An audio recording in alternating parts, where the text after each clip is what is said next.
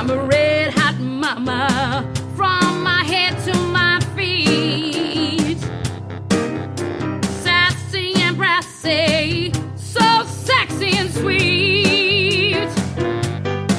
Oh, come a little closer, feel my heat. Oh, come on, feel my heat. Oh, 'cause I'm a Hello, everyone, and welcome to My Menopause Radio. I am your host, Dr. Mache Seibel, and I'm also the founder of My Menopause Magazine, which you can find in the Apple newsstand.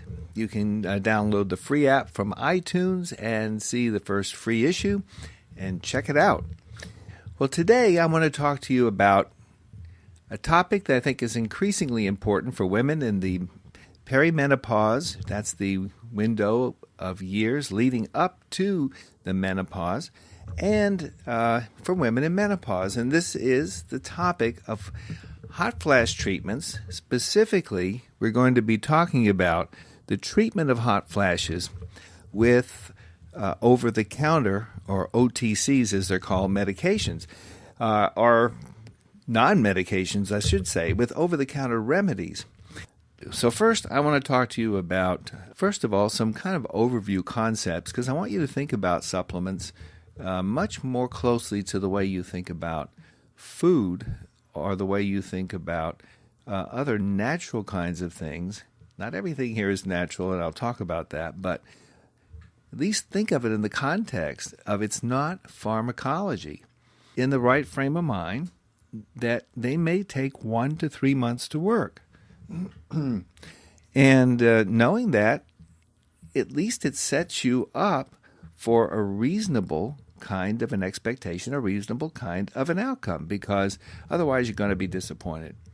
You may get a benefit soon or sooner, but my experience is it takes 1 to 3 months to really sort of see how you're going to do with it. And that's important from your strategic planning, because if you start taking something for a week, it doesn't work, you take another and another, you're going to end up going through everything and maybe nothing's going to help you, and that's not the case. OTCs have a short half-life. By that I mean they don't just keep levels in the blood, they go on and on and on forever and ever and ever and ever. Most of them last at most for about 12 hours. 8 to 12 hours. And then it's pretty much cleared from the bloodstream, or the level that you got. In other words, when you swallow it, it takes a little while to digest the capsule or the tablet. It takes a while for it to be absorbed. It takes a while for it to get into your bloodstream. It takes a while for that level to rise in your bloodstream. And then the exact opposite thing takes place. The level declines. It gets cleared from through your kidneys or metabolized by your liver, and then it's gone. So most of that takes place in about 12 hours. So if you're going to take a supplement, try taking it twice a day, and I recommend twice a day at about the same time every day. So about every 12 hours. That should work pretty good, and that helps to keep the levels the highest and the most sustained for you, and it's going to give you the best opportunity to benefit, because you're going to always have some of it in your blood. It's not going to pass through so quickly. Realize what you can expect as the outcome. And by that I mean, it may be that you're not going to be able to just knock out every possible symptom completely. So your hot flashes may not go 100% away. But your hot flashes may improve sufficiently so that when you are dealing with them, the intensity or the frequency of the hot flashes is sufficiently reduced so that while life isn't perfect, it's tolerable. And that might be the difference between feeling miserable and feeling pretty good.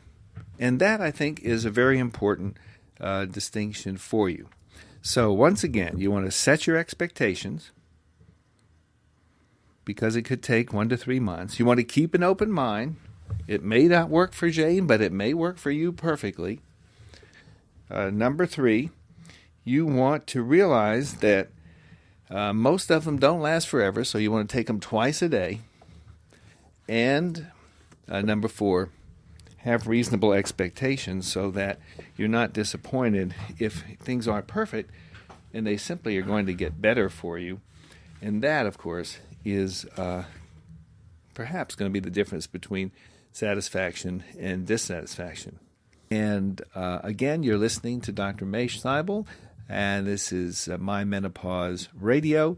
And you can find an article. It goes more into detail on this in My Menopause magazine. As I mentioned, it's in the Apple newsstand. The app is free in iTunes, and you're going to love that magazine.